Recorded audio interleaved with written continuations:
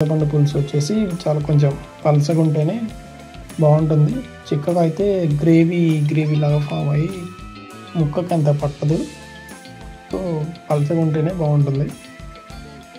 So ఇలా చేత్తోని ఇలా తిప్పుకుంటూ కలయి పెట్టుకోవాలి. ఇలా కలయి పెట్టుకుంటే ఏంటంటే మీకు ముక్క అనేది విరగదు.